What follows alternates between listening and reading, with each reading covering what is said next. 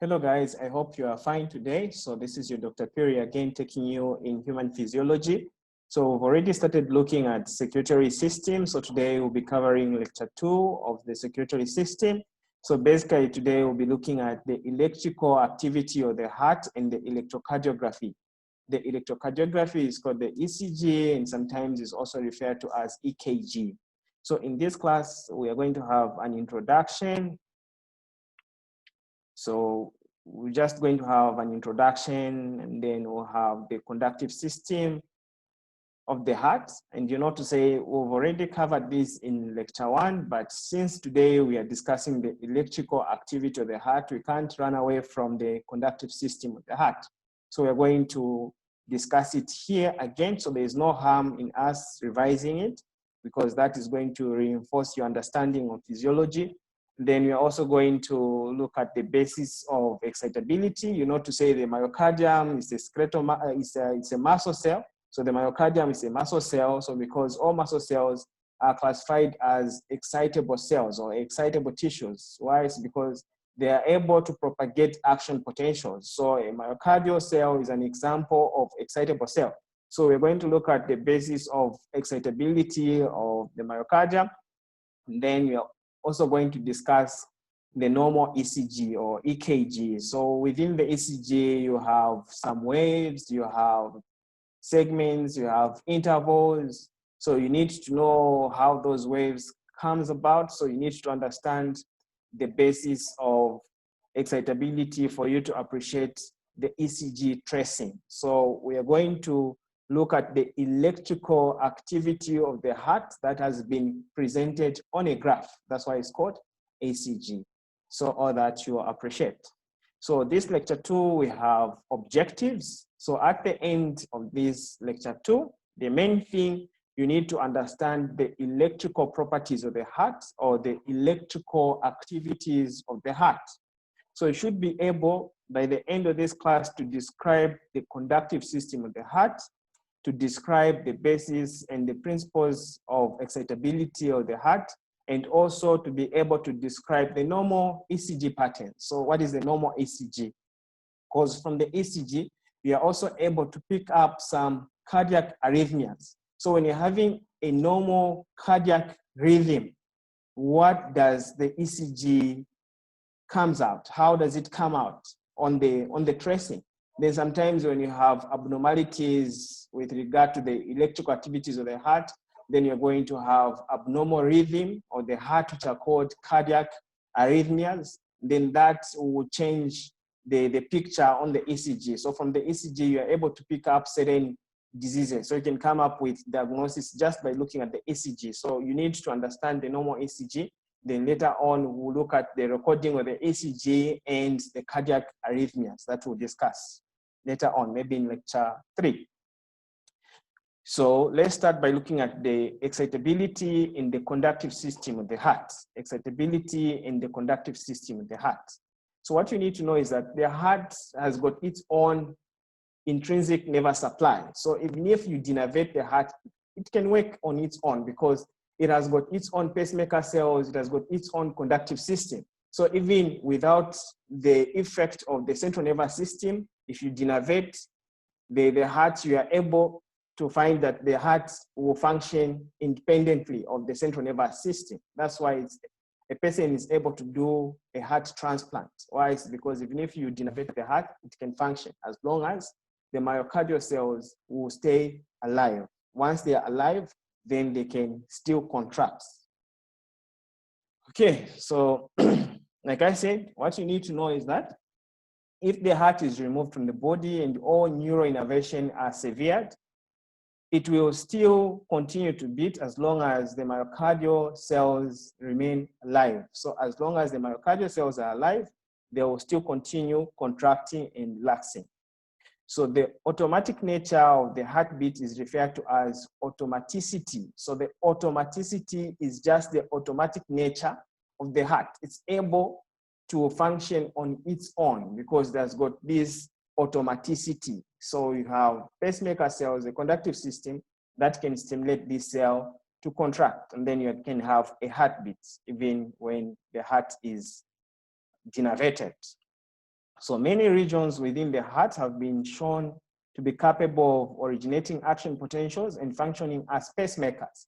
So on top of having the normal pacemaker cells, which are the SA node or the sinoatrial node, that's where you find the normal pacemaker cells within the heart. But sometimes you also have certain portions of the heart that are capable of generating an action potential.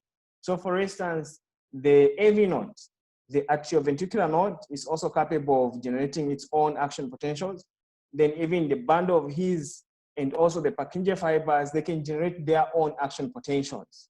But in terms of the frequency of action potentials, they are slow as compared to the pacemaker cells. So because the pacemaker cells, they are very fast at initiating these action potentials, you'll find that these other pacemaker cells, you won't see their effect because the normal pacemaker cells are firing at a higher frequency as compared to the other sources of these action potentials. So sometimes you can have a defect in which you have a tissue within the ventricles that can also produce these action potentials, and all that can bring about cardiac arrhythmias, as we'll be discussing later on. But just not to say that if the heartbeat is not originating from the pacemaker cells, the sinoatrial node, and then it's originating from the other parts of the myocardium or from the other parts of the heart, that heartbeat is referred to as ectopic heartbeat due to the ectopic sources of action potentials.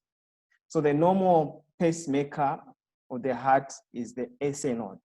So as you know to say that, these pacemaker cells, they demonstrate spontaneous electrical activities.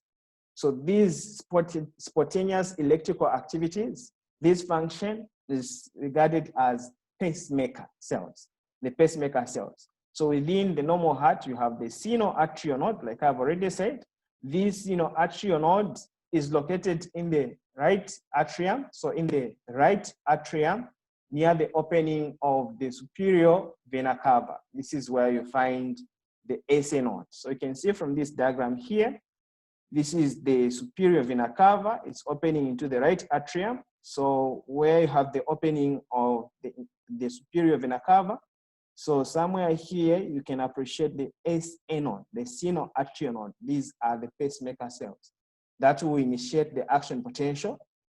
Later on, it will be propagated into the bundle branches. So you have the internodal branches. So between the AV node and the SA node, you have these branches of the conductive system. They are called internodal because they are between the two nodes. So they are called internodal branches that will conduct the action potentials to the AV node, and part of it will be conducted to the left atrium. So you also have another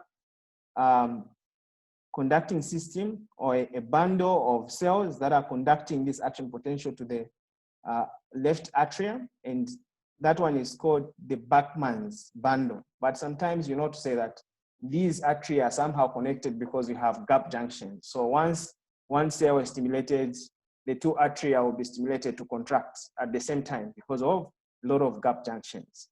But the atria are separated from the ventricles because we have the fibrous skeleton of the heart in between the atria and the ventricles.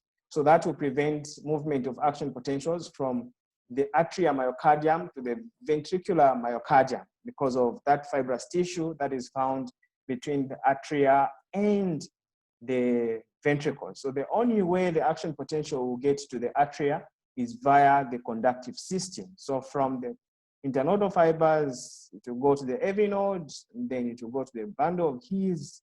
So the bundle of His, you have the right and the left branches of the bundle of His, then Purkinje fibers to the myocardium. Okay, so now let's look at the pacemaker potential. The pacemaker potential is generated by the pacemaker cells. So the pacemaker cells are located within the SA node, the sinoatrial node.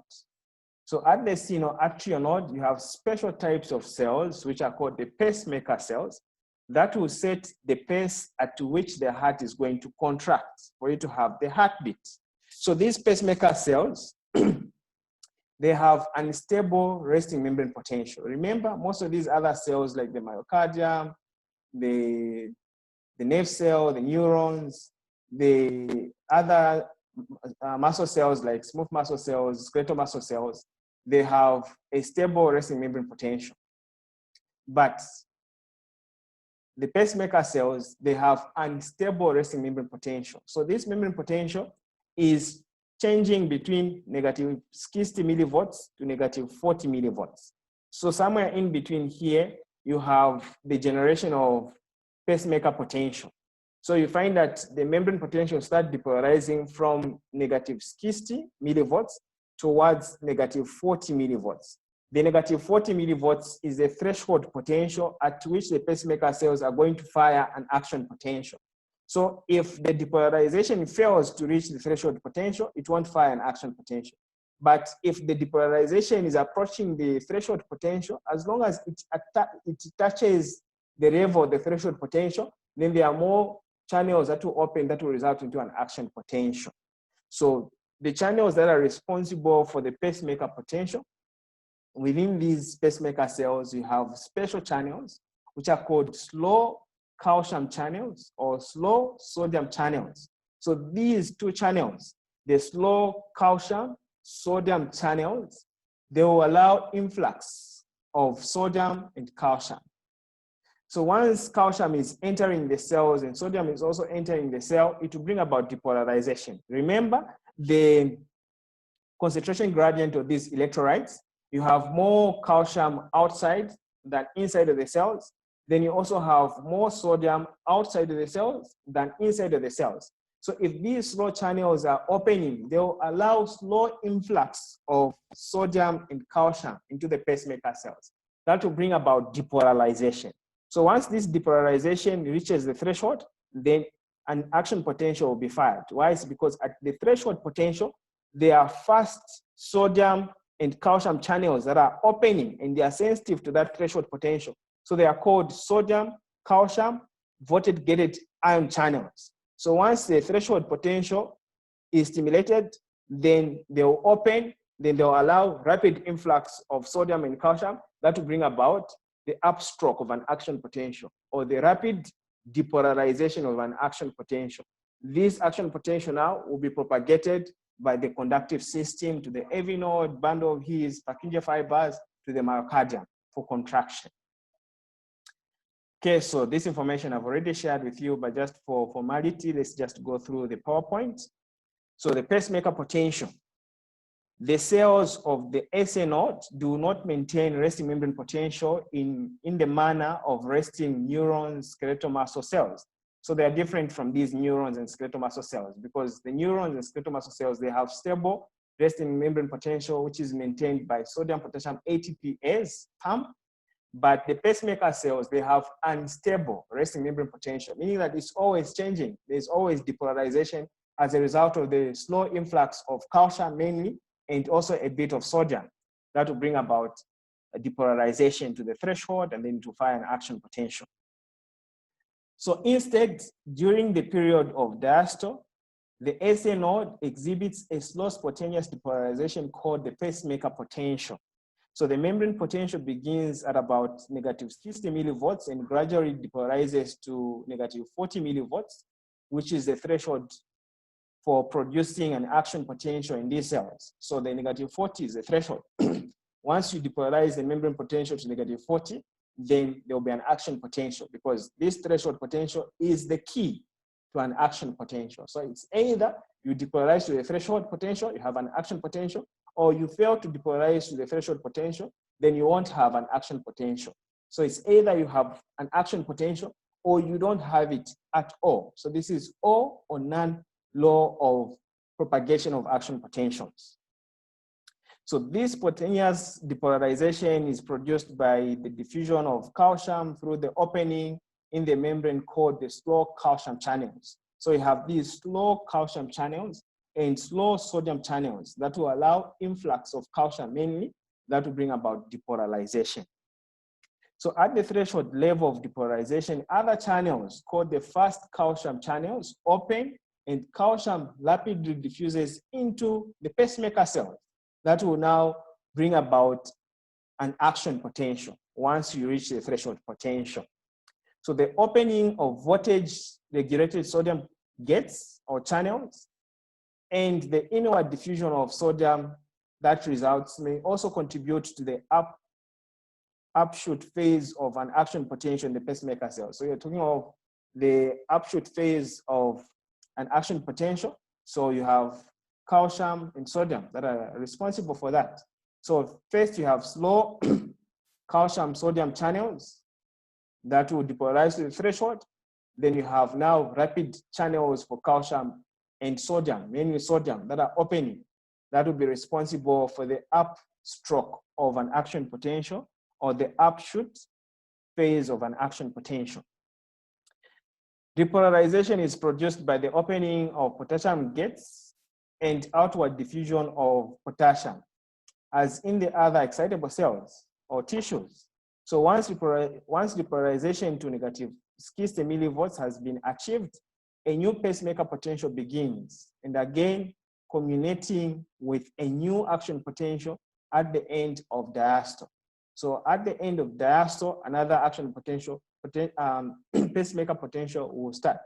But what you need to know is that what is responsible for repolarization is the efflux of potassium. So once the potassium channels are opening, these are voltage-gated potassium channels that are opening to allow efflux of potassium. You know, to say the concentration of potassium is more within the cells than outside. So when a channel opens, you have potassium that is leaving the cells going to the outside. So because you are losing positively charged ions, so potassium is positively charged. So if you're losing positively charged ions, you find that the cell will start repolarizing. Okay. So this is the pacemaker potential. You have channels that are responsible for this depolarization. So it's changing between negative 60 millivolts to negative 40 millivolts. Negative 40 millivolts is a threshold potential where these pacemaker cells are going to fire an action potential. So you have pacemaker potential due to slow calcium channels. So other textbooks like Guyton will also point to slow sodium channels. So you have two channels there, slow calcium channels and slow sodium channels that are responsible to allow influx of sodium and calcium.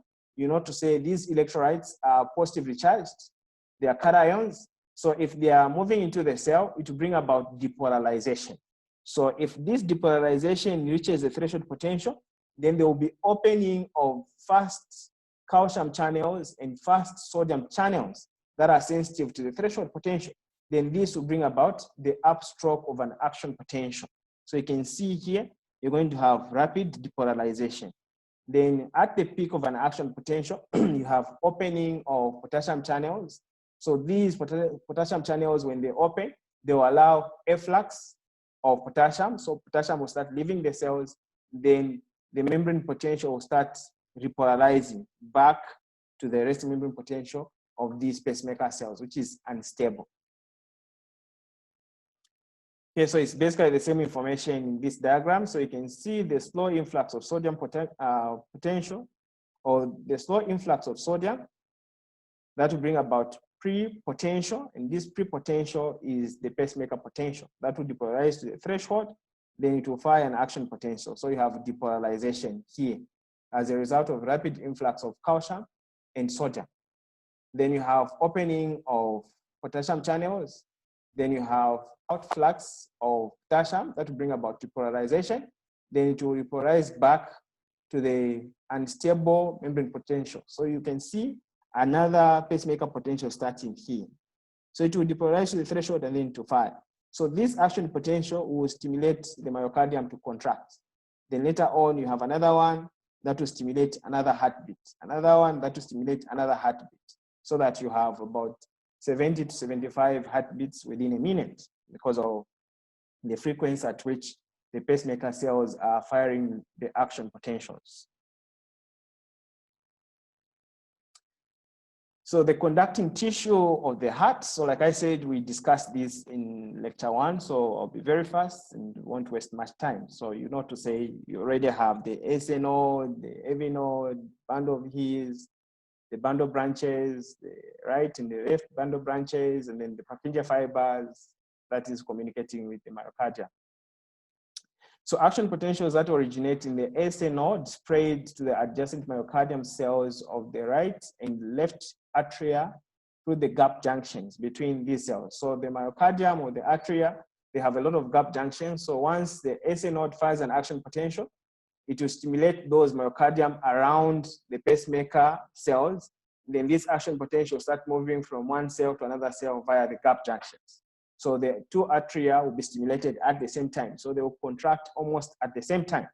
So since the myocardium or the atria is separated from the myocardium or the ventricles by the fibrous skeleton of the heart, however, the impulse cannot be conducted directly from the atria to the ventricles. So because of this fibrous tissue or membrane that is separating the atria from the ventricles, those gap junctions are not there within the fibrous tissue. So we find that these action potentials can't pass to go to the ventricles.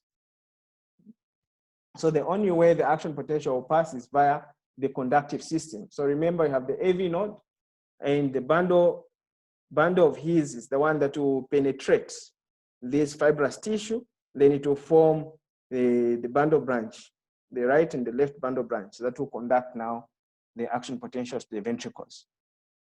Specialized conducting tissue comprised of modified myocardial cells is therefore required to conduct this action potential. So these specialized myocardial cells from the AV node, so they form the AV node, the bundle of His, and also the Purkinje fibers. So once the impulse has spread through the atria, it passes to the atrioventricular node, which is located on the inferior portion of the interarterial septum. So you see that this bundle now will pierce that fibrous tissue. Then you have now the formation of the bundle of His that will bifurcate into the right and the left bundle branch of His. So from here, the impulse continues through the atrioventricular bundle and bundle of His, beginning at the top of the interventricular septum. So it's beginning from the top of the interventricular septum, going downwards to the ventricles. So this conducting tissue pierces the fibrous skeleton of the heart and continues to descend along the interventricular septum. So the atrioventricular bundle divides into the right and left bundle branches, which are continuous with the Purkinje fibers within the ventricular walls. So the Purkinje fibers are the ones that are communicating with the myocardium. So the stimulation of the Purkinje fibers causes both ventricles to contract simultaneously and eject blood into the pulmonary and the systemic circulation, which makes sense. So from this diagram here, you can see the stimulation that is taking place and the conduction of the action potentials that will result into the formation of the waves within the ECG. So by now, you don't understand this, but it will make sense with time. But just not to say, as the action potential is generated as the SA node, and then the atrial depolarization to produce a wave, then you have the delay here to produce the segment, and then you have the contraction of the ventricles to produce the QRS complex, then the repolarization of the ventricles to produce the T wave. And then sometimes you can have a U wave that is due to repolarization of the Purkinje fibers and the papillary muscles. So we'll discuss that. So the conduction of the impulse, I think by now you understand this. So the action potential from the SA node spread very quickly at the rate of 0.8 to 1 meter per second across the myocardial cell. So it's very fast within the myocardial cell. On average, it's about 1 meter per second. So it's very fast. That's why both atria will be stimulated at the same time once it has been produced by the SA node, once the SA node fires an action potential. So the conduction rate then slows considerably as the impulse passes into the AV node. So what I mean here is that as the action potential is passing through the AV node, it will be slowed down because you have special types of cells there. The cells are so small, the gap junctions are less, so you find that the velocity of the action potential will be slowed down there to allow the two atria to contract first, to push blood into the ventricles. Then later on, the action potential will stimulate the ventricles to contract at the same time again. That's why you need this delay in the conductivity of action potentials. The slow conduction of impulses is about 0.03 to about 0.05 meters per second within the AV node. So these are slow conducting cells with that velocity. So the velocity is 0.03 to about 0.05 meters per second through the AV node. And this will account for over half of the time delay between the excitation of the atria and the ventricles, which is very important. I've already explained. So after the impulse is sprayed through the AV node, the conduction rate increases greatly in the atrioventricular bundle and reaches very high velocities, as high as 5 meters per second in the Purkinje fibers. So the Purkinje fibers, on average, the speed there, the velocity of action potentials is about 4 meters per second, which is very fast. So once there is a slowdown within the AV node, then you have contraction of the atria, then this action potential needs to be transmitted quickly to the myocardium so that the ventricles also contract. So you find that the Purkinje fibers are the fast conducting cells within the conductive system of the heart. So the Purkinje fibers are the fastest in terms of conducting the action potentials. So as a result of this rapid conduction of impulses, ventricular contraction begins about 0.1 to about 0.2 seconds after the contraction of the atria. So these figures, you need to remember them because they can come in MCQs, questions. So you need to remember the velocities of different types of muscle fibers that are found within the heart. So this diagram here is just showing you different parts of the heart and their capability to conduct action potentials. So from the SA node, you have the conduction of the action potential into the two atria. So via the myocardium or the atrium, you have the gap junctions. So they will conduct action potentials at this speed, on average 0.5 to 1 meter per second. So 0.5, or sometimes you find other textbooks will give you the value of 1. So it's just a range from 0.5 to 1 meter per second. That is the velocity of action potentials within the myocardium, be it the atria myocardium or ventricular myocardium. It's the same speed. So you can see here, even the ventricular muscle, the speed is just the same to that of the atria because these are both myocardium. Then the AV node is very slow, on average 0.05. So it's a range from 0.03 to 0.05 meters per second. So it's very slow. That's why you have a delay in the conduction of action potentials because the velocity here is very slow because of those special types of cells. Then within the bundle of His, you find that the velocity will start increasing. From 0.05, now it has increased to about 2 meters per second. Then the Purkinje fibers are the fastest. So you can see here within the Purkinje fibers, the velocity about 4 meters per second, which is very fast. This diagram is just showing you different action potentials from the different cells. So you can see the pacemaker cells, you have this pacemaker potential that will result into an action potential. So here you don't have the Plateau phase within the SA node. The sinoatrial node cells, there is no Plateau phase like you have in the myocardium. Then the atrium is a myocardium, so you can see a short Plateau phase that is shown here. The thickness of these cells are small as compared to the ventricular muscle cells. So the ventricles, they have a bigger Plateau phase as compared to the atria. So you can see the pacemaker cells, there is only stage 0, 3, and 4. There is no 1 and 2 when you compare it to the Purkinje fibers or the myocardium. So within the myocardium, you have these stages, stage 0, 1, 2, 3, 4. So these are the 5 stages of action potentials in the myocardium and also Purkinje fibers, which is different from the pacemaker cells. The pacemaker cells will only have depolarization, and the unstable resting membrane potential, which is 4 here. So 1 and 2 are missing here. Why? It's because these cells are different in terms of the ion channels that are found within the pacemaker cells to that is found within the myocardium, for instance, or the Purkinje fibers. Then you can see here that the SA node and the AV node, the type of the action potential produced by these cells is similar. Why? It's because even the AV nodes, they have pacemaker activity. Hence, even the membrane potential is not stable. So they also have unstable resting membrane potential. Then even the Purkinje fibers, they also have unstable membrane potential, so they can fire their own action potentials. But the ventricles, the atrium, they have stable resting membrane potential. That's why it's a flat line here. So by looking at these activities of electrical activities of the heart that are taking place within different cells of the heart and the ECG on lead 1. So if you have the 12 lead Ecg machine, we'll discuss that later on again. So the 12 lead Ecg machine, when you're looking at lead 1, you can appreciate this Ecg tracing here. So from here, even before we go into details for the ECG, you can appreciate that you have the P wave here, which is positive.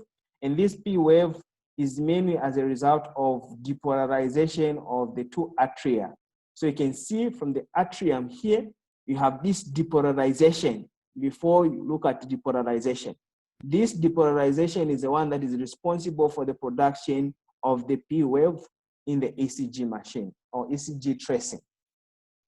Then you have the segment, which is called the PR segment or PQ segment. This PR or PQ segment, shown in green here, what is responsible for this isoelectric line in the ECG tracing is the AV node. Remember, the AV node, there's delay in terms of conduction of the action potential. So for some time, the AV node is silent in terms of electrical activity. Because of that, you won't be getting any deflection within the voltmeter. So you find that to be just a straight line because of the delayment in conduction of action potentials. Then after that, it will conduct the action potentials to a bundle of his, which is very fast, and Purkinje fibers, which are very fast. So you find that from there, you have depolarization of the septum, the ventricles, and the base of the ventricles. That is responsible for the production of QRS complex. Then after the QRS complex, you also have another isoelectric line, because once all the muscles are depolarized and then it will go back to the isoelectric line, then again here, you're going to have another electrical activity with regards to the repolarization of the ventricles. So once you have repolarization of the ventricles, so you can see here shown in blue here, the repolarization of the ventricles are the ones that are responsible for the T wave. So these are the major components of the ECG tracing that we'll be discussing. So before we go to the ECG, just a bit of information on the ventricular arterial muscle action potential. So like I said, you have 5 stages when you're looking at the action potential of the atria or the ventricles. So you have stage 0, 1, 2, 3, and 4. So 4, this is the stable resting membrane potential. Then 0, this is depolarization. So you have rapid depolarization. Stage 1, this is the small repolarization or the initial repolarization. Then stage 2, you have the plateau phase because of the channels. There are channels responsible here, calcium channels and potassium channels that are responsible for the plateau phase. And then from there, you have the repolarization.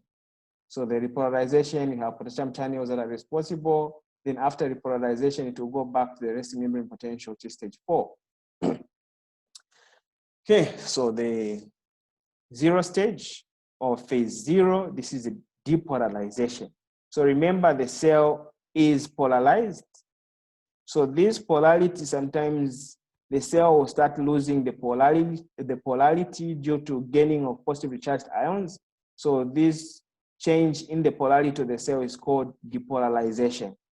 Then later on, when the cell wants to start regaining its polarity, that process is called repolarization until the cell regains the normal polarity, which is the resting membrane potential down here.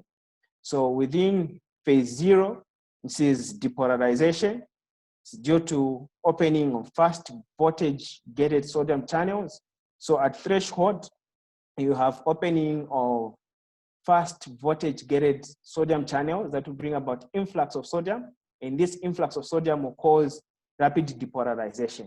So you have rapid influx of sodium ions which are positively charged, that will result into rapid depolarization of the myocardium. And after depolarization of the myocardium, you have the closing of these rapid voltage-gated ion channels. And at the peak of this action potential, you have opening of fast potassium channels. So once you have opening of potassium channels here, the cell will start losing potassium. So you are losing positively charged ions.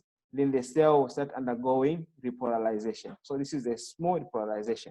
So after rapid depolarization, which is stage 0, then we have the stage 1. This stage 1 is called small repolarization or phase 1. So the small repolarization is as a result of opening of subclass of potassium channels, which are fast channels. So they are fast channels. They will result into rapid potassium efflux. So potassium is leaving the cell. That will bring about this small repolarization. So before the cell repolarizes to the normal resting membrane potential, you have the plateau phase here. So what is responsible for the plateau phase? It's the opening of L-type calcium channels. So now, after the phase 1, which is a small repolarization, you have the plateau phase or phase 2.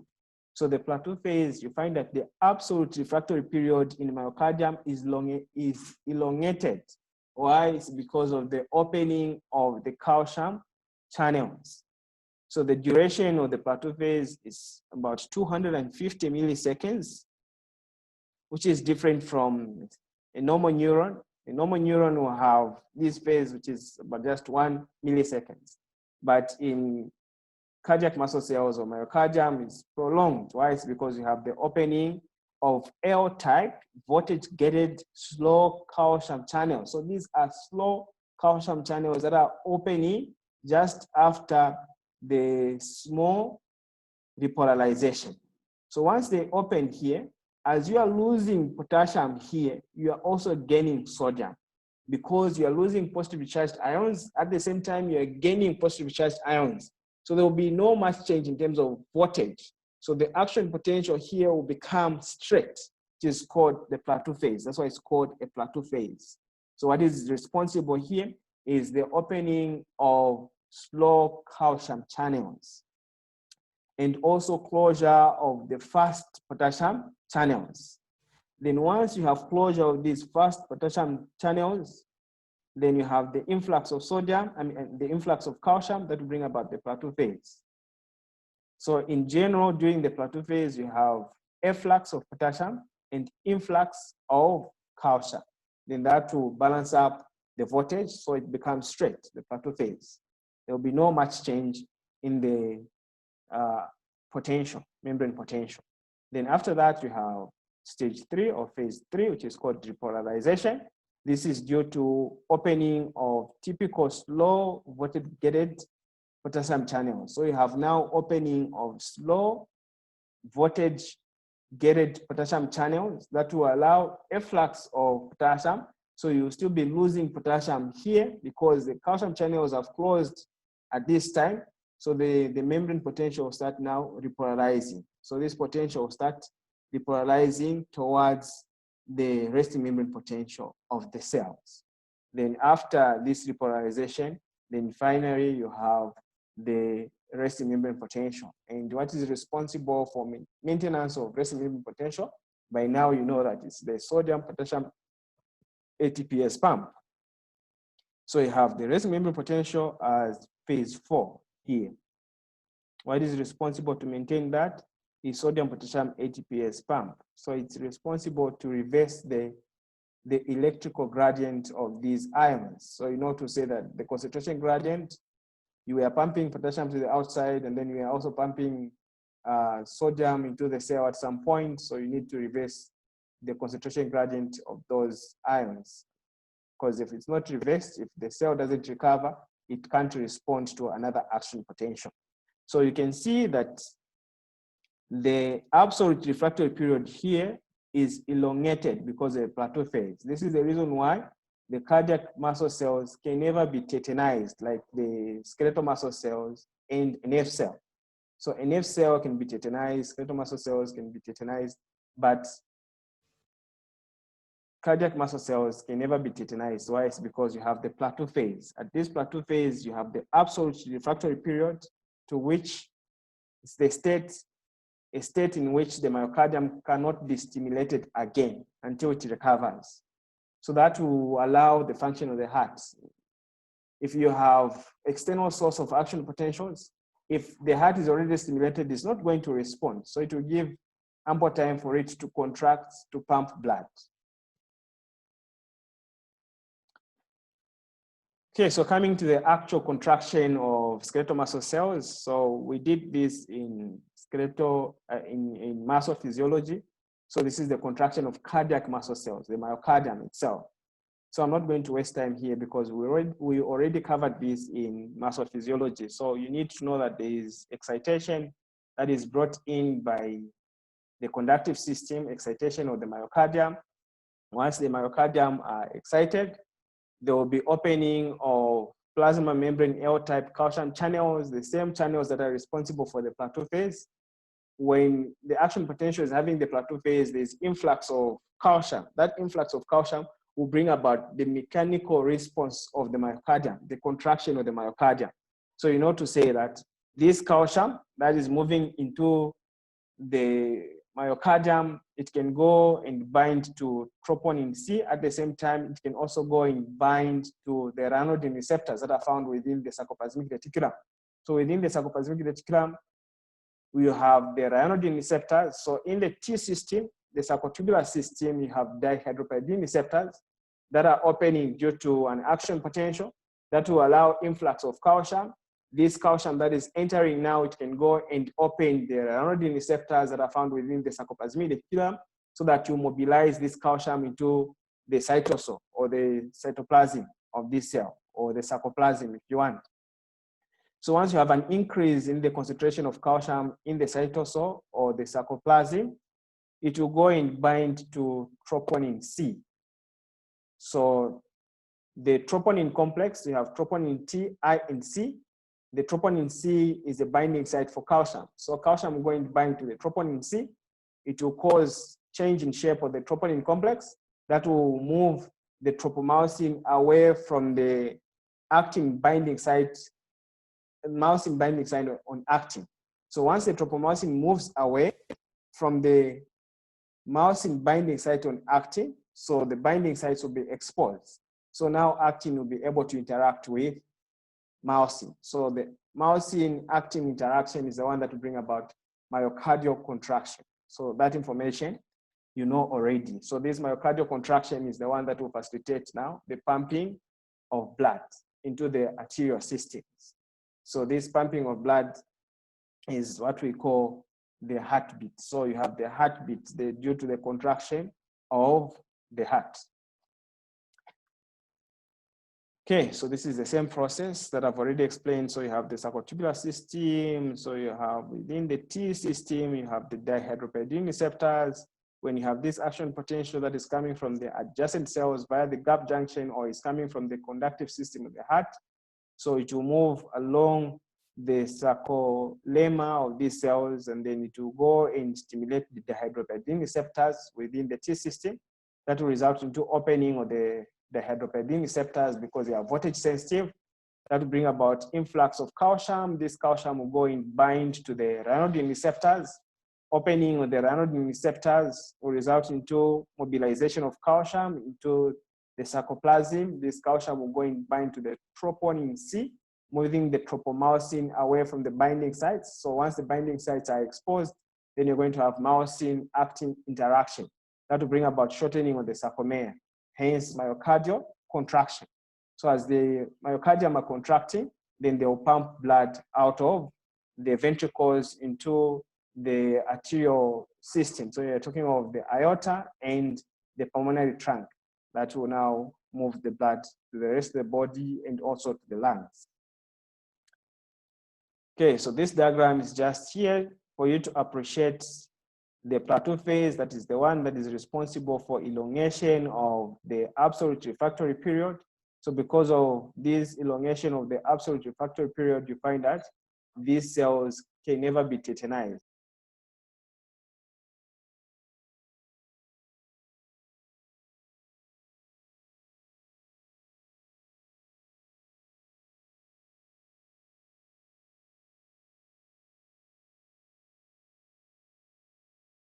Okay, so it means that the myocardium can never be tetanized because of this function.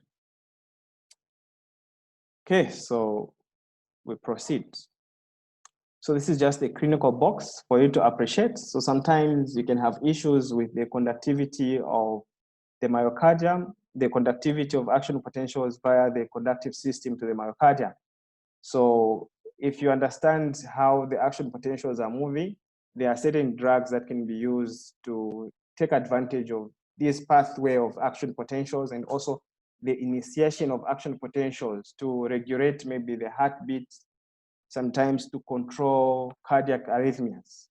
So abnormal patterns of electrical conduction in the heart can produce abnormalities of the cardiac cycle and seriously compromise the function of the heart.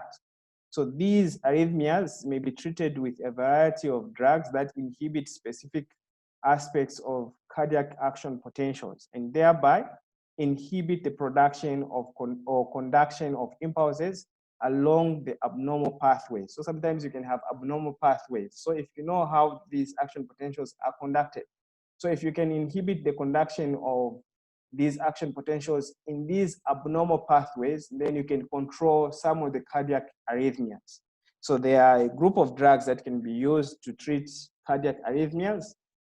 So drugs used to treat arrhythmias may, one, block the fast sodium channels. So if the fast sodium channels are blocked, it means that there is no action potential. Even if you have depolarization or pacemaker potential, but the pacemaker potential, once it reaches a threshold, it needs to stimulate the opening of fast sodium channels. So if those fast sodium channels are blocked, you won't appreciate any action potential. So it will be inhibited. So some of these drugs that can be used to inhibit the action potential by blocking the fast sodium channels, you have quinidine. Okay, so you have quinidine. You also have procainamide. So you have these drugs here, the quinidine, the procainamide, and lidocaine. So these are going to block the fast sodium channels. So anesthetic drugs, for instance, some of them, they can block these fast sodium channels. So there is no propagation of an action potential. So if you don't have an action potential, if this action potential needs to be interpreted to be pain, for instance, that information won't get to the central nervous system for you to interpret to say that this is pain that is coming from a certain receptor or nociceptors. So that's how you're going to block the action potential. So the same drugs can also be used to block certain abnormal pathways of action potential that can result into cardiac arrhythmias. So you have these drugs, 3 drugs that I've already mentioned to you guys. And then sometimes you can also block the slow calcium channels. You know, to say that the slow calcium channels, this is a property of the pacemaker cells. So if the slow calcium channels are blocked, it means that there'll be no generation of pacemaker potential. Without pacemaker potential, there is no action potential. So you're inhibiting the pacemaker cells to fire an action potential by inhibiting the slow calcium channels. So an example is this drug, verapamil. So the verapamil is a drug that can inhibit the slow calcium channels. So because of that, the pacemaker cells won't be able to fire an action potential, or whatever ectopic cells that are producing this action potential won't be able to produce the action potential. Then you can also block the beta adrenergic receptors. So the beta adrenergic receptors is a means by which the catecholamines are going to stimulate the pacemaker cells to increase the frequency of firing action potential so that you have an increase in the heartbeat. So if you have drugs that are blocking the beta adrenergic receptors, for instance, you have propranolol. So the propranolol or antinolol drugs, these drugs, they're going to inhibit or to block the beta adrenergic receptors. So you're going to inhibit the effect of catecholamines on the pacemaker cells or on the heart. So the catecholamines, you're talking of epinephrine and adrenaline, it won't have any effect on the heart once you use this drug, because it's blocking the receptors to which these catecholamines need to go and bind to stimulate an increase in the heart rate and stuff like that. Okay, so now we move on. to the electrocardiogram, the ECG. So I'll be a bit fast here due to time. So let's start looking at the ECG. So the body is a good conductor of electricity because of tissue fluids have a higher concentration of ions that move, creating current in response to potential differences. So you have body fluids. In body fluids, you have electrolytes, which are charged particles. You have anions, negatively charged ions, and cations, which are positively charged ions. So because of these positively charged, negatively charged electrolytes within the body fluids, it's a good conductor of electricity. So these electrolytes can move from point A to point B due to potential difference. So you find that when the cardiac impulses passes through the heart, the electrical current also spreads from the heart into the adjacent tissue surrounding the heart. Then the potential differences generated by the heart are therefore conducted to the body surfaces, where they can be recorded by surface electrodes that are placed on the skin. So when you put electrodes on the skin, they are able to pick up the potential differences. Why? It's because the electrical activity of the heart can spread into the surrounding tissue, then via the interstitial fluid, then these action potentials will be able to get to the skin. So when you put electrodes on the skin, you'll be able to pick up the electrical activity of the heart because the body fluids are good conductor of electricity. So the recording is known as the electrocardiogram, and then the device that is used to record. So the recording device is called the electrocardiography. So the electrocardiogram is a recording. The electrocardiography is the recording device, or the device that is used to record the ECG. So you need to note that the ECG is not a recording of action potentials, but it does result from the production and conduction of action potentials into the heart. What I mean here is the ECG is not really looking at the action potential of the pacemaker cells, the action potential of the AV node, the action potential of the Purkinje fibers, and also the action potential of the myocardium. No, but it's looking at the electrical activities of the pacemaker cells, the conductive system in general, and also the electrical activity of the myocardium. So you won't see individual action potentials, the complete action potential, because it's going to fuse all the electrical activities of the heart. But mainly, you want to appreciate the electrical activities of the myocardium, not the pacemaker cells, not the AV node, not the Purkinje fibers, but the electrical activities of the myocardium themselves. So a pair of surface electrodes placed directly on the heart will record a repeating pattern of potential changes. So as action potential spread from the atria to the ventricles, the voltage measured between these two electrodes will vary in a way that provides a picture of the electrical activity of the heart. So when you have two electrodes, they will pick up the potential difference between the 2 points. Then that will give you the picture of the electrical activity of the heart. So by changing the position of these electrodes, you are able to look at the heart from different angles. That's why when you're looking at the 12 leads ECG, it will look at the electrical activity of the heart from different angles. So we'll look at all the 12 electrodes. So by changing the position of the ECG recording electrodes on the body surface, a more complete picture of electrical events can be obtained. So now let's just look at the ECG, the electrocardiogram, the ECG itself. So the normal cardiac rhythm. So what is a normal cardiac rhythm? So there are 4 things that you need to look at for you to conclude to say this is a normal cardiac rhythm. So the first one, you need to look at the heart rate. So you have the heart rate. Under normal circumstances, you need to have a heart rate between 60 and 100 beats per minute. Why? It's because the pacemaker cells, they are producing action potentials at the frequency of 60 to 100 action potentials within a minute. So those action potentials are the ones that will result into a contraction. So the normal heart rate should be between 60 and 100. So this is a normal heart rate. Then the other thing that you need to look at is the origin of this action potential. So it has to originate from the sinoatrial node. So the sinoatrial node should be the pacemaker for the heartbeat, for you to have normal cardiac rhythm. So you know to say that the pacemaker cells, the SA node, they generate action potentials at a rate of 60 to 100 action potentials per minute. But sometimes if the pacemaker cells, the SA node pacemaker cells are not operating well, you find that the other cells can also generate an action potential. So for instance, every node can generate action potential at the rate of 40 to 60 action potentials per minute. So if it's the every node that is generating the action potentials that will result into contraction of the myocardium, you find that the heart rate will reduce.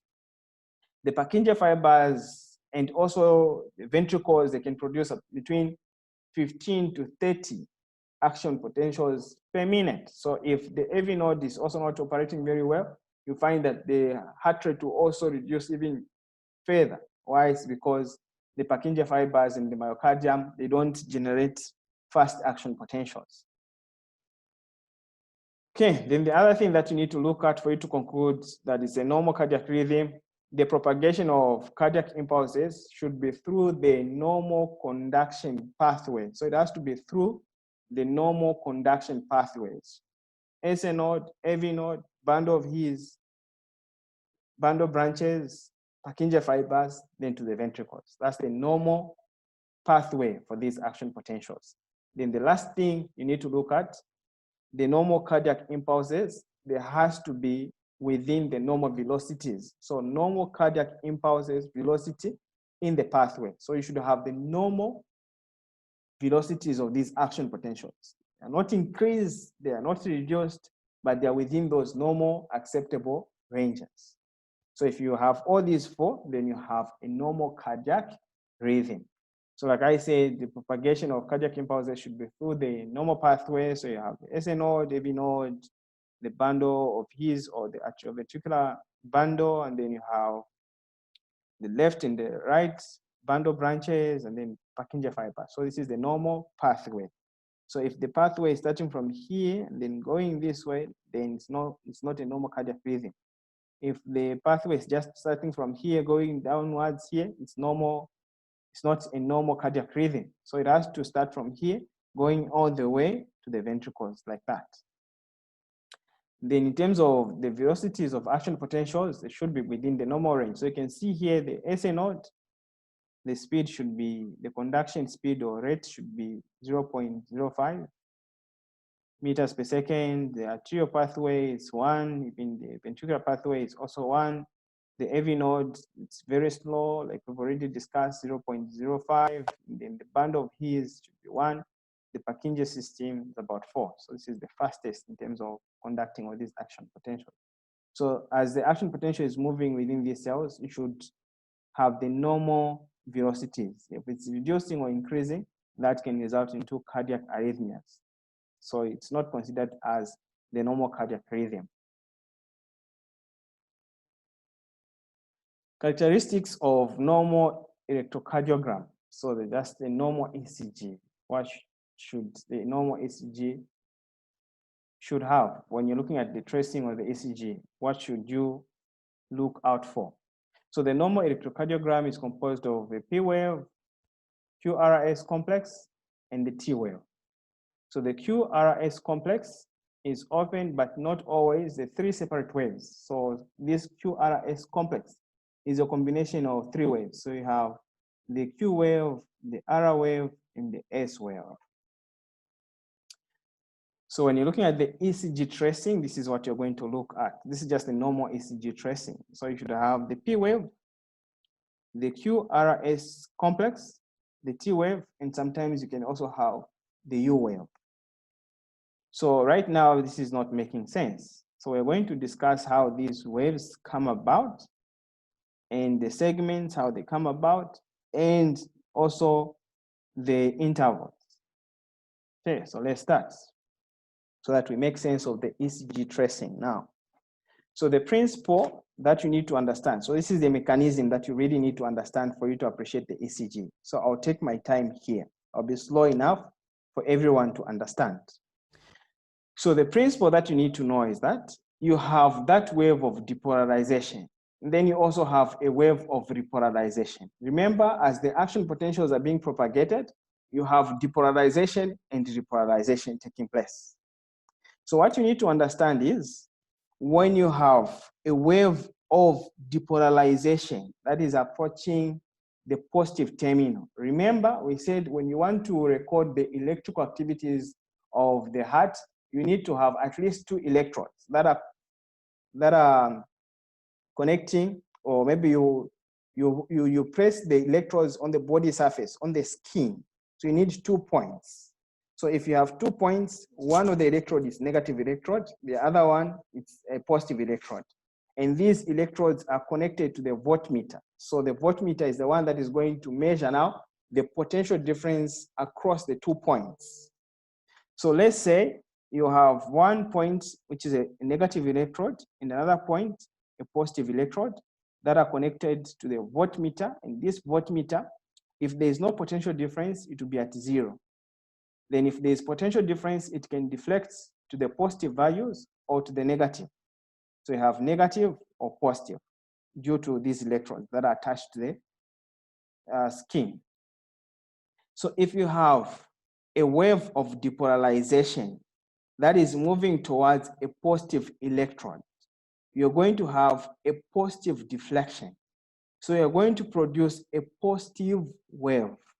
So you can see here that this wave that is being produced is positive. Why? It's because you have a wave of depolarization, which is positive. Remember, during depolarization, the cells, they are gaining sodium and calcium, which are positively charged ions. So you find that this wave of depolarization will be carrying a positive sign.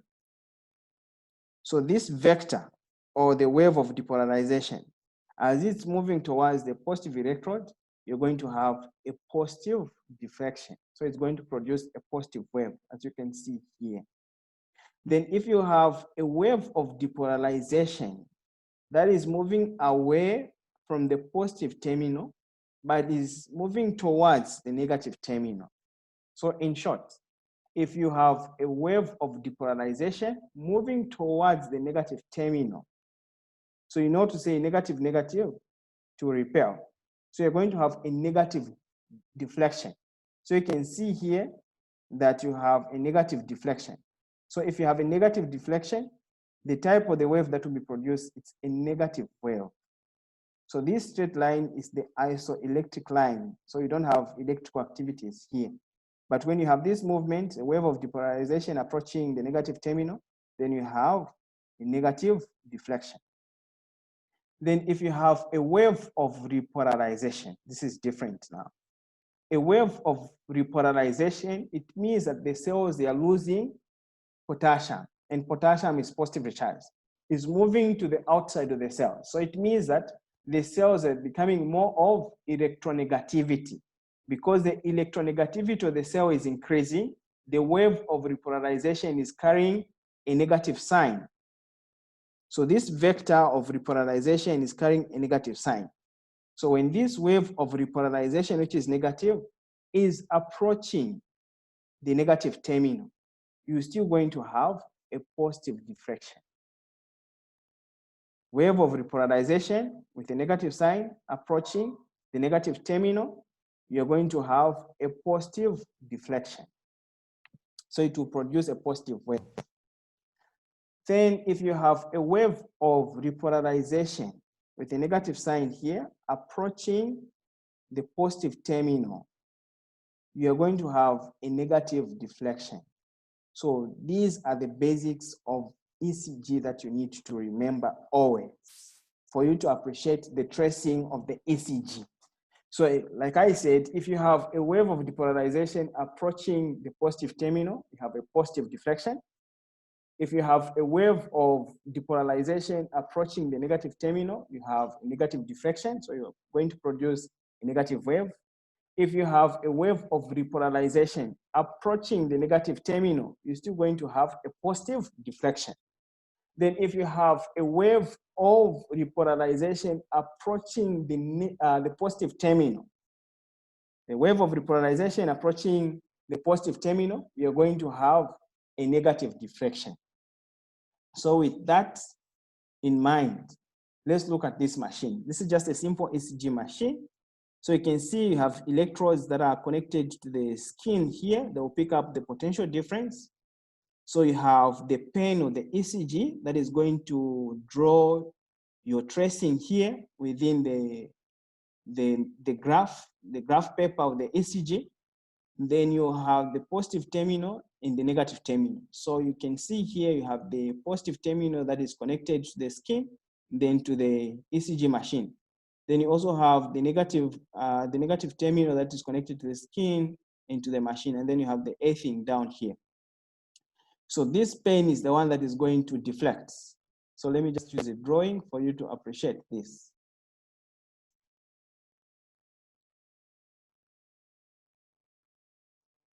Okay, so let's say this side, it will be a positive deflection. If this pen moves upwards, it will be a positive deflection.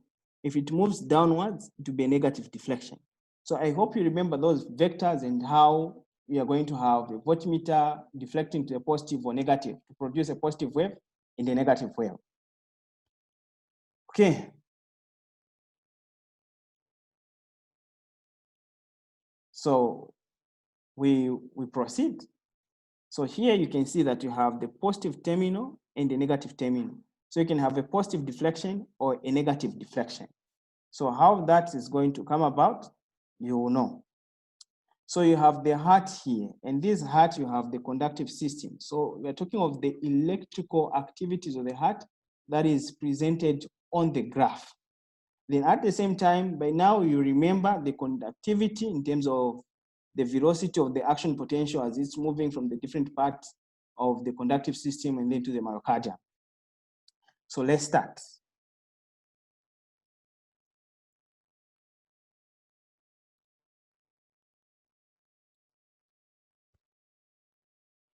So this is very important. So I'll take a bit of time for everyone to appreciate this mechanism.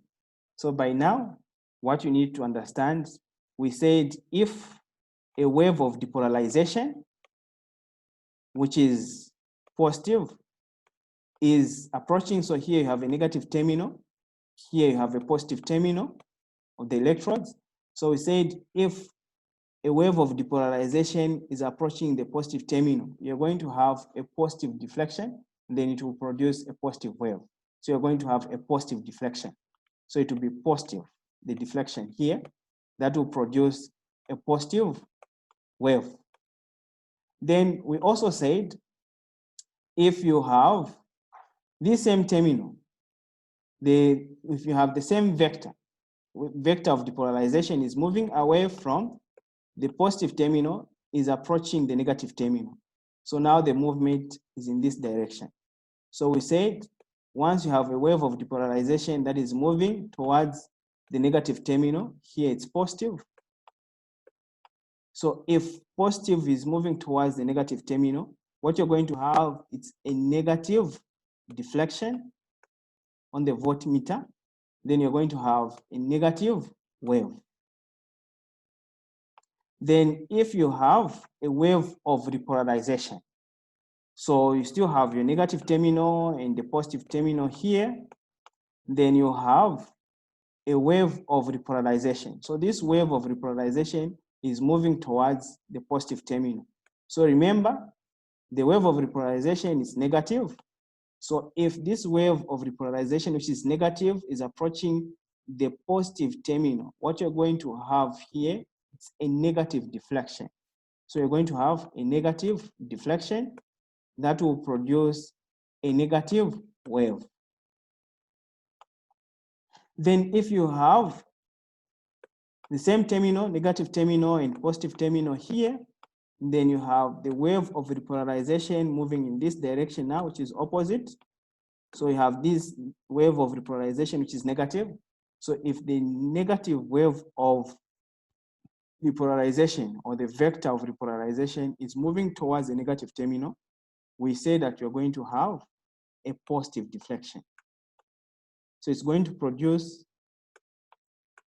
a positive wave. So this is the information that I want you to remember as we are looking at this ECG. So these are the facts that you need to remember always. So what has got this to do with what we have here? So you have a diagram of the heart here. So let's say your positive terminal is here. Let's say the negative terminal is here, not the positive. So let's say you have the negative terminal here.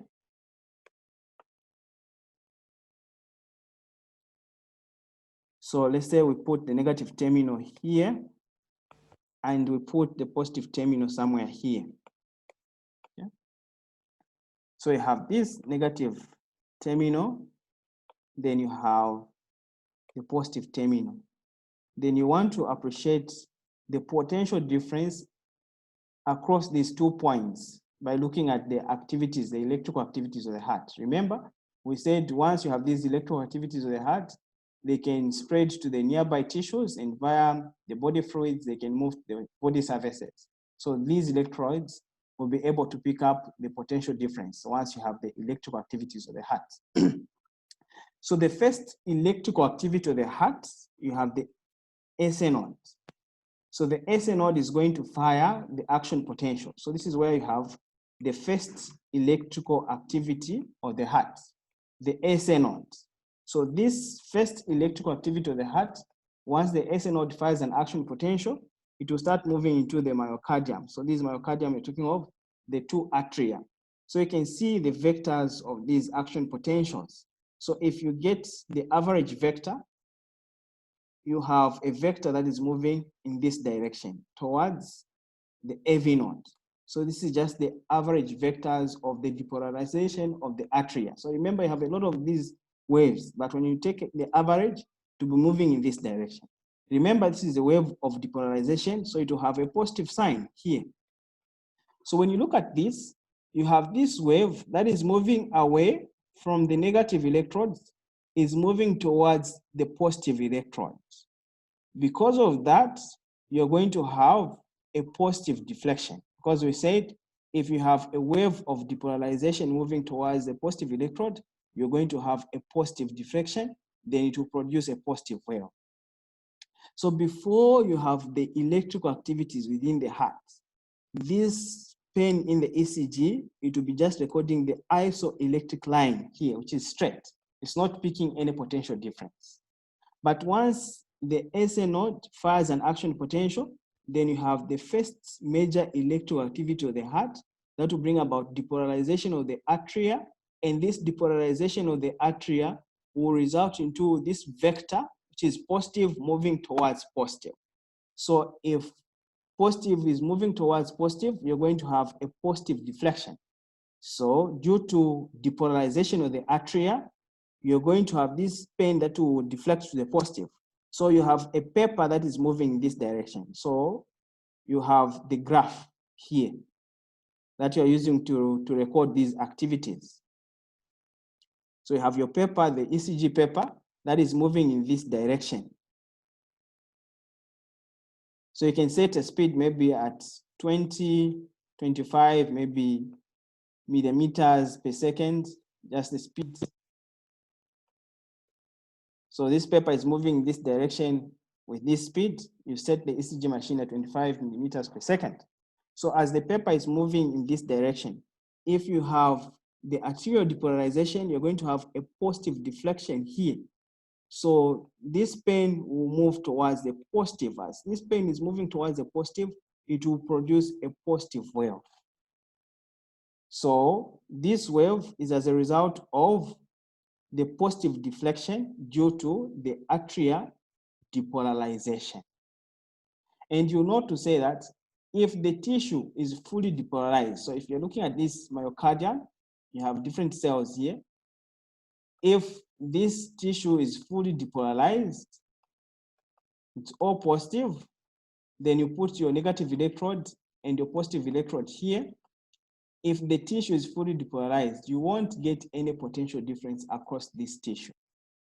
As a result, if the tissue is fully depolarized, then this pen will go back to the isoelectric line. It's not picking any potential difference. So it means after the atria have depolarized fully, then this pen will go back to the isoelectric line. So it will produce a positive wave. So this wave is called a P wave. So what is responsible for the P wave is due to depolarization of the atria. So you have this wave of depolarization that is moving towards the positive electrode. Then after it's fully depolarized, after it's fully depolarized, then the pen will go back to the isoelectric line. It won't be picking any potential difference. Then the second electrical activity of the heart, you're looking at AV. So here is SA node, sinoatrial node. Then here you have the AV node. So remember, the AV nodes, these are slow conducting cells. So because they are slow conducting cells, this action potential will be slowed down here. So the action potential will be slowed down here at the AV node. So this slowed down of the action potential, you find that the voltmeter won't be picking any electrical activity. So at some moment, the heart is silent. But it doesn't mean that there is nothing that is happening within the atria.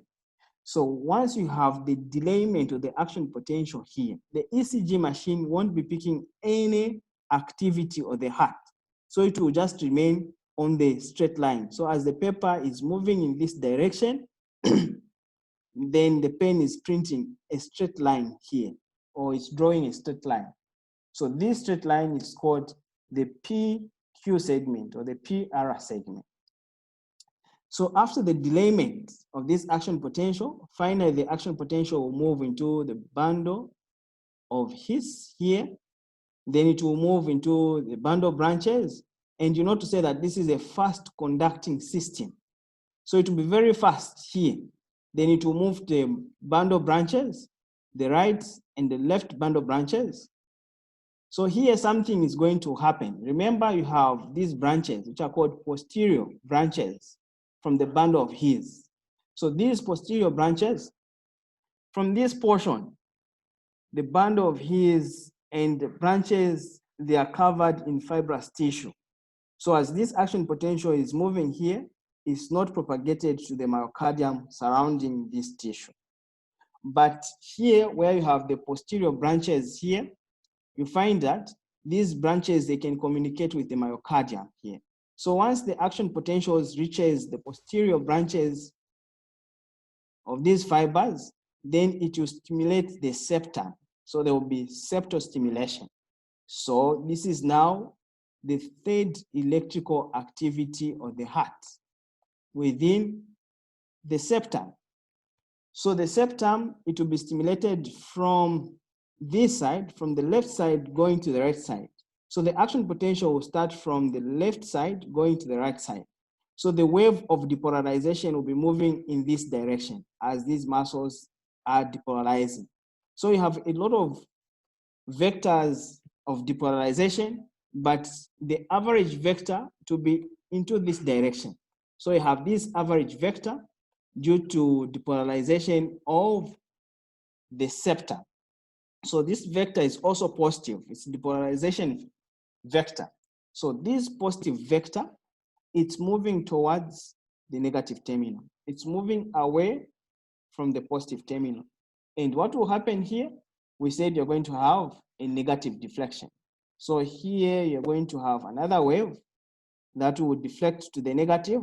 So it will move down like this. But the myocardium here, they are not bigger in the septum. So you just have a small negative deflection.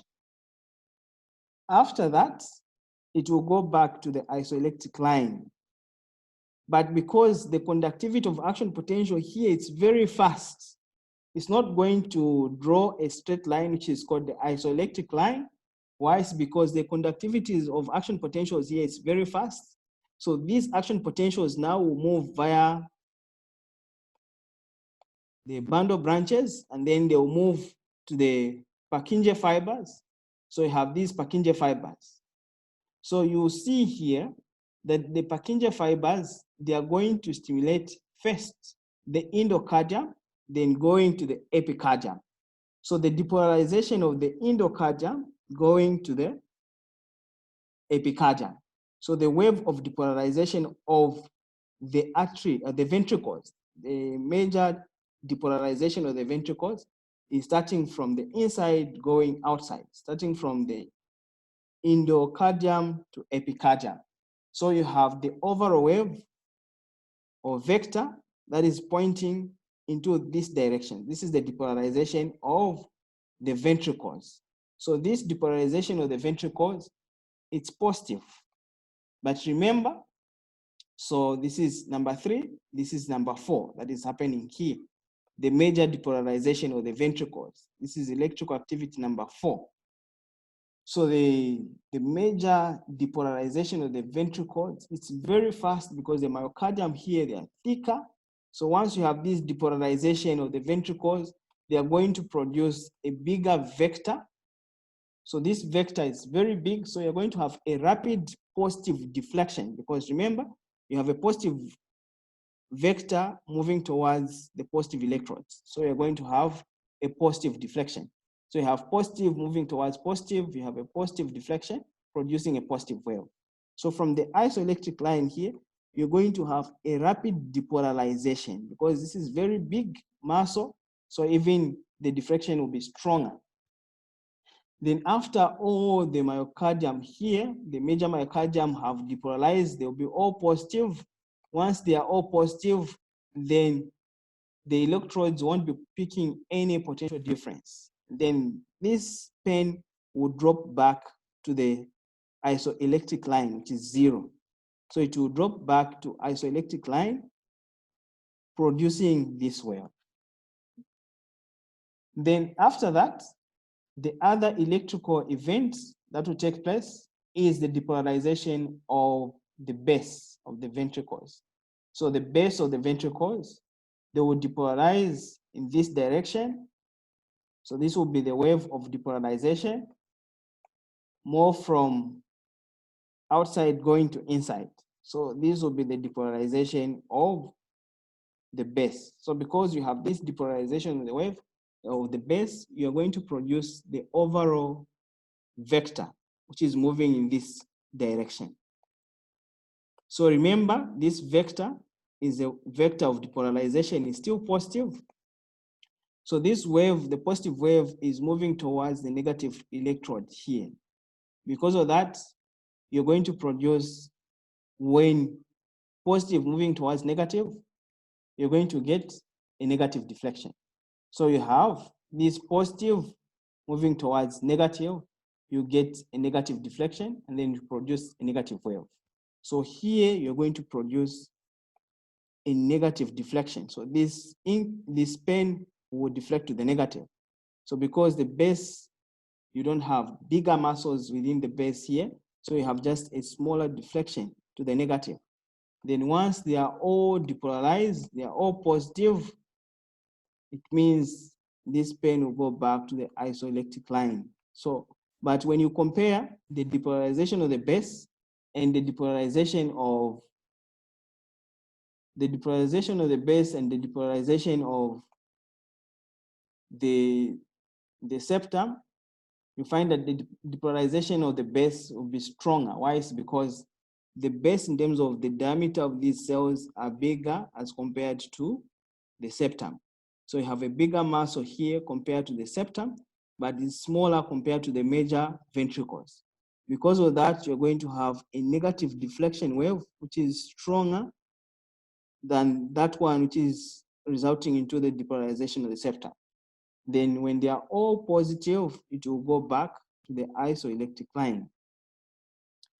Then these ventricles are now depolarized. At the isoelectric line, the voltmeter won't be picking any potential difference or the electricity, so it will maintain a straight line here. So remember, this is called Q R. So QRS complex. Then after that, you're going to have a segment, the ST segment. So this segment, the isoelectric line, it means that the ventricles are all depolarized, and then the pen is not picking up any potential difference. So there will be no deflection. So it will just draw a straight line. After this, so this is electrical activity number 5.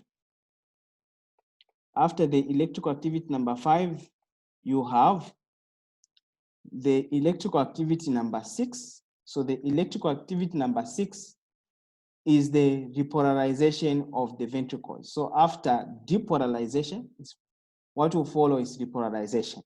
So you need to understand that the repolarization of the major ventricles, the repolarization will start from the epicardium going inside. So because the repolarization is starting with the epicardium going inside, so the wave of repolarization that will be produced will be moving in this direction. So you have this wave of repolarization of the ventricles moving in this direction. But remember, a wave of repolarization, it's a negative wave or a negative vector. So you have this negative vector that is moving towards the negative electrode. So this is electrical activity number 6 of the heart. So you have the negative wave that is approaching the negative electrode. And we said if negative is approaching negative, the wave of repolarization approaching the negative terminal or electrode, you're going to have a positive deflection that will produce a positive wave. So here you're going to have a positive deflection. So the pen will deflect to the positive. It will move this direction. Because it's moving in this direction, then it will draw a positive wave. So this is a positive wave. So after this positive wave is produced, then when all the muscles or the ventricles are all repolarized, they will all be negative. Once that happens, it will go back to the isoelectric line. So from here, it will go back to the isoelectric line. But you also need to understand that this P wave is not as fast as the QRX complex or the R wave. Why? It's because when the ventricles are repolarizing, it means that the atria are depolarizing. So you find that the overall wave that is going to be produced and picked by the voltmeter, there is this other wave that is counter the effect of the depolarization wave. So you're not going to produce a rapid P wave. So it will be just a slow wave, just like that. So it will go back to the isoelectric line. Then sometimes you have electrical activity number 7, that is due to late repolarization of the Purkinje fibers and also late repolarization of the papillary muscles. So you have these papillary muscles. So you have late repolarization of these papillary muscles. So this repolarization is a negative vector. So negative approaching negative, you're going to have a positive deflection. So sometimes after it comes back to the isoelectric line, you can have another wave, which is called a U wave, but it's not common. So sometimes you can see it on the ECG, sometimes you can't see it. So this is called a U wave. So now it makes sense. So you know to say that on the Ecg machine, you have these waves. So the P wave is as a result of depolarization of the atria. So this is electrical activity number 1. Then you have the Q wave, electrical activity number 2. That is due to depolarization of the septum. It will produce a negative wave because of the wave of depolarization is away from the positive electrode towards the negative electrode. Then after that, you have electrical activity number 3. This electrical activity number 3 is due to major depolarization of the ventricles. So this wave is positive, approaching positive electrode. You're going to have a positive deflection that will produce the R wave. Then from there, it will go back to the isoelectric line. And then no time, you're going to have depolarization of the base of the heart. or the base of the ventricles. This is a small deflection. So it's a positive wave that is approaching the negative. So you to produce a negative wave. This is called the S wave. And then to go back to the isoelectric line, then you have depolarization of the ventricles. The major depolarization of the ventricles is moving in this direction. So it's negative, approaching negative. You have a positive deflection that will produce a P wave, and then it goes back to the isoelectric line. When all the tissue myocardium are depolarized, then it will come back to the isoelectric line. Then the rate depolarization of the papillary muscles and Purkinje fibers to produce another wave, and this wave is positive. And this wave is negative, it's rate depolarization, so it's negative approaching negative, it will produce a positive wave, which is called a U wave. So you have segments within this isoelectric line, you have segments. So this segment between the P wave and the QRS complex is called the PQ segment. So this is also called the PQ segment, PQ segment. Sometimes it's also referred to as PR segment, because in most cases we find that the Q wave, you won't appreciate it on the ECG.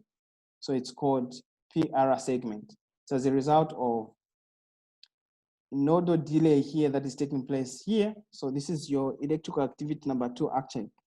Then this is electrical activity number 3, where you have depolarization of the septum.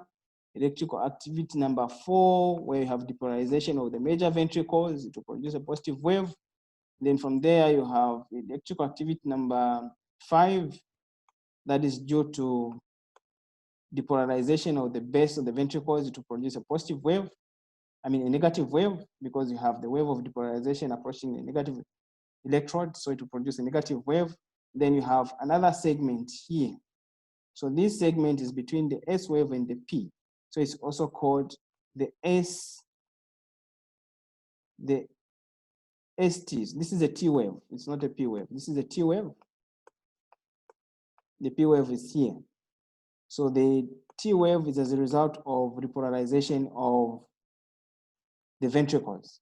So this segment is also called the ST segment here, where the ventricles are all depolarized. Then they are waiting for repolarization. So the repolarization of the ventricles will produce a T wave. So this is the electrical activity number 6.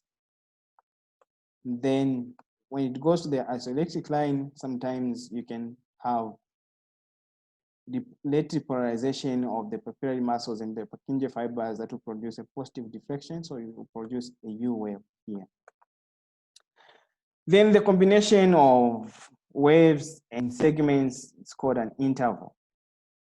So this is how the ECG will come about.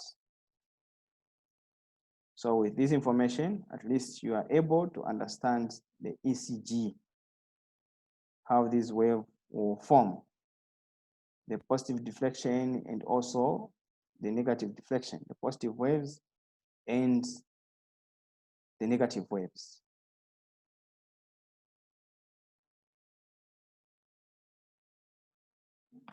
Okay.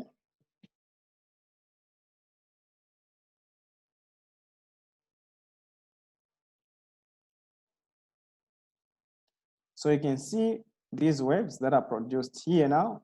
This diagram is better for you to appreciate more.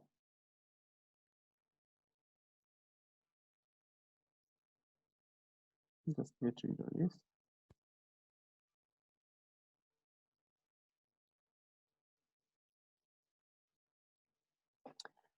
Okay, so now you know how these waves comes about. So initially you have just the isoelectric line, and then if you have depolarization of the atria, it will produce a P wave. Then it goes back to the isoelectric line. You have the delay here that will produce the PR segment or the PQ segment, the isoelectric line. Then you have depolarization of the septum that will produce a negative wave. Then you have depolarization of the major ventricles that will produce a positive wave. Then you have depolarization of the base that will produce a negative wave. So this is a QRS complex. Then it goes back to the isoelectric line. And then you have depolarization of the ventricles that will produce a T wave. Then you can have rate depolarization of the papillary muscles or the Purkinje fibers that will produce a U wave here. And then it goes back again to the depolarization of the atria, P wave. Then you have PR segment, QRX complex, T wave, U wave. So just like that. So this is how the ECG will be produced for you to appreciate this tracing of the ECG. So now this diagram makes sense. So you know how the P waves comes about, the QRX complex, and the T wave and the U wave. So from here you can appreciate the P wave. You have segments. So the segments is just the isoelectric line. So you can see the PR segment. Then you also have the ST segment. Then you have intervals. Intervals is a combination of a wave and the segment, or a complex of waves. So this is an interval. If you combine the P wave with the PR segment, you have the PR interval. Then if you combine all the QRS complex, so you have the QRS complex to point to the depolarization of the ventricles, the septum, and the base of the ventricles. Then you have the depolarization of the ventricles producing the T wave, which is also positive deflection. And then you can have the depolarization of the papillary muscles that will produce the U wave. So this makes sense. And then you have the QT interval, which is a combination of QRS complex with the ST segment, the ST segment.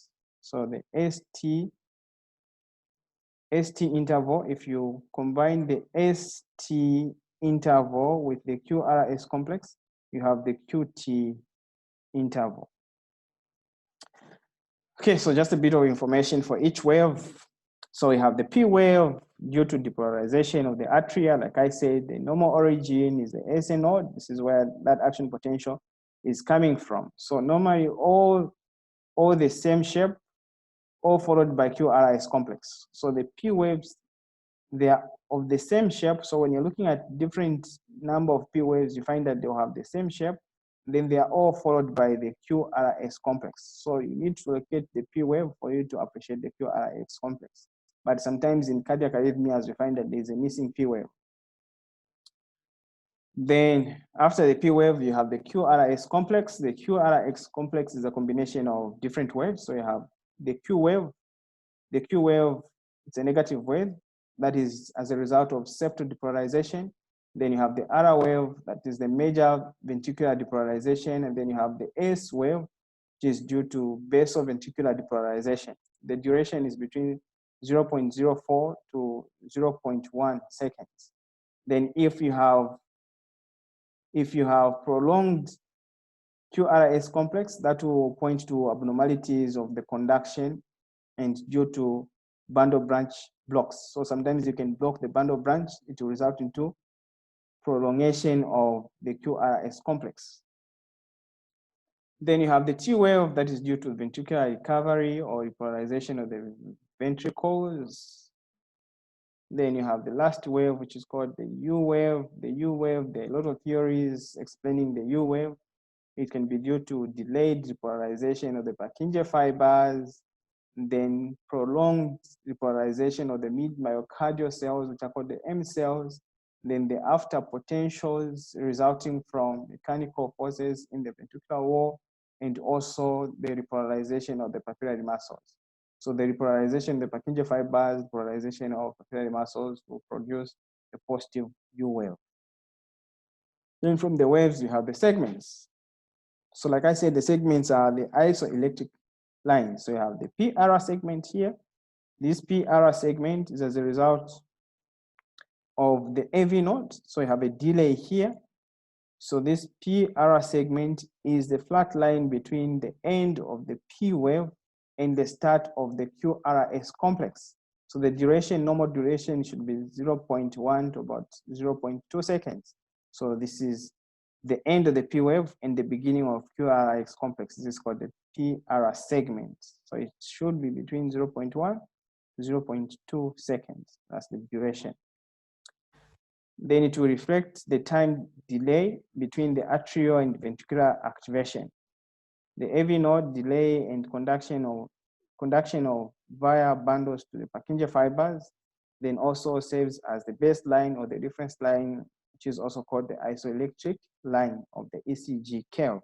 So you can see within the AV node here, we said you have cells which are slow conducting cells, so they will delay the movement of action potential that will produce the PR segment. Then you have the ST segment. The ST segment is this time from the end of the QRS complex to the beginning of the T wave. So the time period between the end of the ventricular depolarization and the beginning of the ventricular depolarization. So this is the time here, the isoelectric line. So it's the baseline elevation or depression of this ST segment will indicate abnormality of the ventricular recovery, usually because of the injury to the heart muscles. So if you can have myocardial infarction of the heart muscles, it can result into a STEMI as in STEM. This STEMI is ST segment elevation that is due to myocardial infarction. So when you have myocardial infarction, you find that there will be elevation of the ST segment. It won't be along the isoelectric line, it will be elevated. Then you will not say maybe there is myocardial infarction of the heart. Then from there, you have the PQ or PR interval. So PQ or PR interval here. So you're looking at the PQ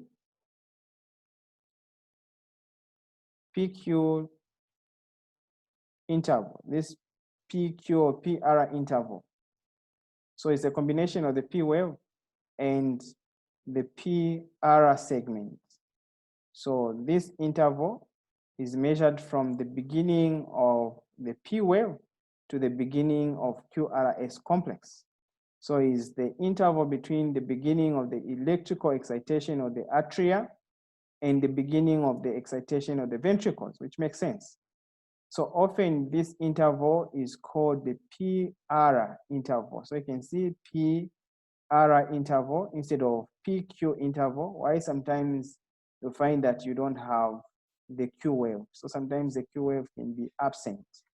So it's normally referred to as PR interval.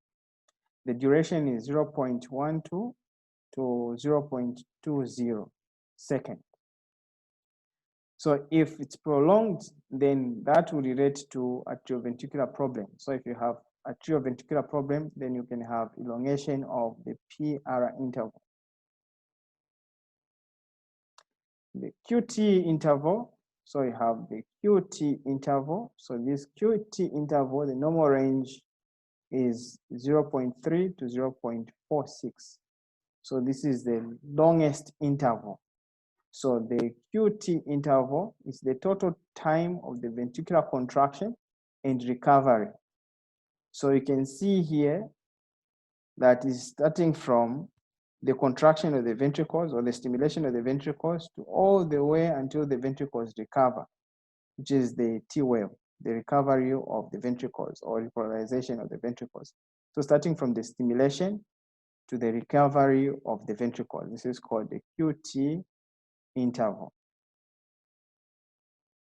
So sometimes you have short or long QT interval may reflect drug effects. So certain drugs can cause elongation of the QT interval or shortening of the QT interval. And sometimes it can be due to electrolyte imbalances or abnormalities. So when you have electrolyte abnormalities, that can result into abnormal contraction of the ventricles or abnormal recovery of the ventricles, and then that will result into elongation of the QT or shortening of the QT interval. So it's measured from the beginning of the QRS complex. So from the beginning of the QRS complex all the way to the end of the T wave.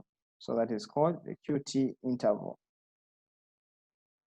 Then last thing, how can you calculate the heartbeat from the ECG? So this is the last thing that we're going to discuss in this lecture, so a bit fast. So if you set the paper speed of the ECG to be 25 millimeter per second, it means that this small square is equivalent to 0.04 second, and the 0.04 second or the smaller square is also equivalent to 1 millimeter. So one small square is 1 millimeter, which is also equal to 0.04 seconds if you set the Ecg machine at this speed, 25 millimeter per second.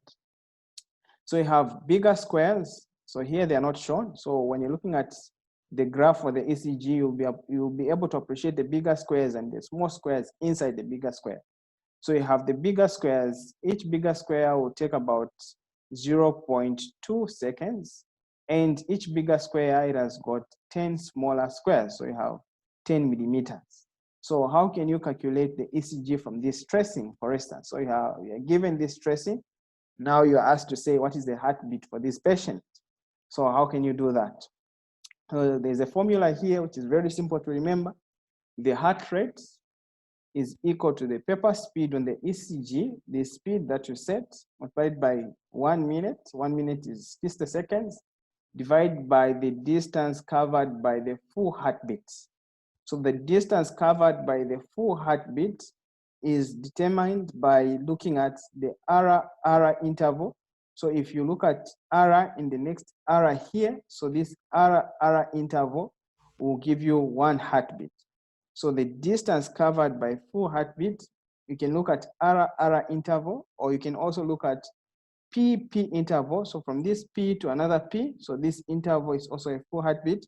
Or you can also look at TT interval. So from one T to another T. So this is another full heartbeat. So in most cases, because the R intervals, you can't miss them. They're always on top here because it's the bigger wave, you can't miss them.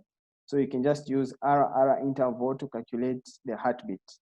So the formula says that the paper speed on the ECG in this case is 25 millimeter per second multiplied by 60 seconds, which is 1 minute, divided by the distance covered by the full heartbeat.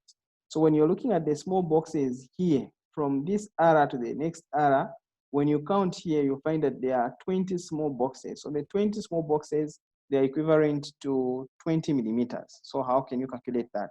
So you say that the heart rate will be equal to the speed, paper speed, 25 millimeters per second, multiplied by the 60 seconds, divided by the distance covered by the full heartbeat, which is 20 millimeters in this case. When you do your calculations here, it will give you 75 beats per minute. So it's very easy to calculate that. So you just need to know the speed of the machine, the paper speed or the ECG, and you multiply that with 60 seconds, divide by the distance covered by the full heartbeat. Then there's also another way of calculating the heart rate. So the heart rate is just 1 minute, which is 60 seconds, divided by the time covered by a full heartbeat. So here we are using the distance covered, but here now you're using the time covered by a full heartbeat. So the time covered, you have time here. So you have voltage plotted against time on the ECG machine. So you have voltage here against time. So this time you can know where the first R is starting from. Let's say this is 0.3, and the second R, so that you look at the R interval in terms of time. The second R, let's say here, this is 1.1. So if you say 1.1 minus 0.3, it will give you about 0.8 seconds. So this is the duration of the full heartbeat. So now if you say 1 minute, 60 seconds, this is 60 seconds divided by the duration of the full heartbeat, in this case is 0.8 seconds. So if you divide 60, divide by 0, and if you do 1 minute, so here you don't need to use the seconds, it will confuse you. So just say 1 divided by 0.8, it will give you 75. So this is 75 beats per minute. So you can use time covered by the full heartbeat, or you can use the distance covered by the full heartbeat. Then you'll be able to calculate the heart rate from the ECG. And then of course the ECG will give you other values. So today we're just looking at the normal ECG. Then the lecture 3, we'll start looking at the recording of the ECG. So we're talking about the ECG machine itself. So the 12 leads ECG machine. Then after that, we'll also discuss the cardiac arrhythmias and also the heart blocks. So the first degree heart block, the second degree heart block, and the third degree heart block. So these are special types of cardiac arrhythmias. So we'll discuss that in lecture 3. Otherwise, thank you very much. I know this is a lot of time, but I hope you'll be able to follow through and be able to appreciate the mechanisms behind the ECG machine and how those waves come about. If you still have questions, we'll have interactive online lecture that you will be able to ask questions, and then I'll be able to explain again. So this is where I end the class. Thank you very much for your time. Till next time.